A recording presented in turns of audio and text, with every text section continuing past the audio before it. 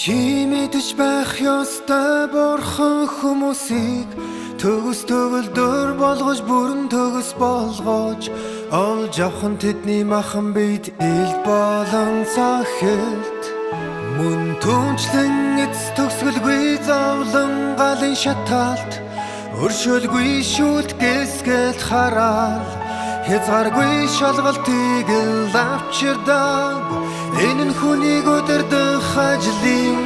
бодтой түүх болон үнэн юм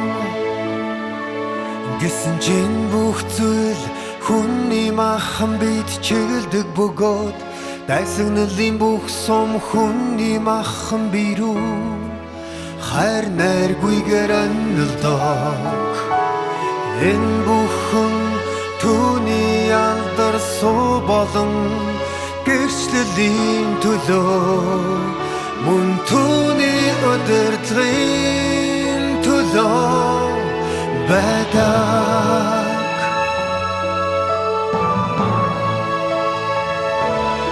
Учир нь түүний ажил ганцхан хүн төрлөختний төлөө байдаггүй харин бүх ил төлөвлөгөөний төлөө түнчлэн хүн төрлөختнийг бүтээх үеийн анхдаг санаа зорилгыг биелүүлэхийн төлөө байдаг Тиймээс магадгүй хүний тулдаг зүйлийн 90% нь зовлон болон галын шалгалт бөгөөд хүний махан бие хүсэн хүлээсэн аз жаргалтай сайхан өдрүүд маш цөөхөн байдаг эсвэл бүр огт байдаггүй хүн махан биеэр бурхантай хамт цагийг сайхан өнгөрүүлэх аз жаргалтай мөчийг эдэлж бүрч чаддаггүй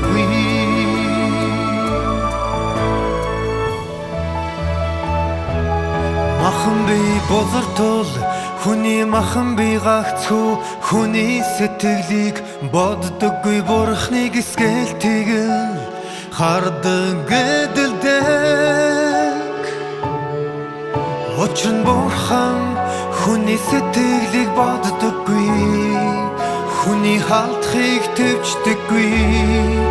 мөн дэснуудаа үзэн яддаг зүвт зан чанараа илчилнэ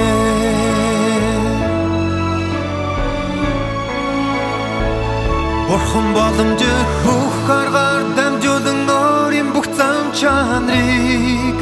илтод илчилж улмаар сатантай хийсэн 6,000 жилийн тулааны ажил буюу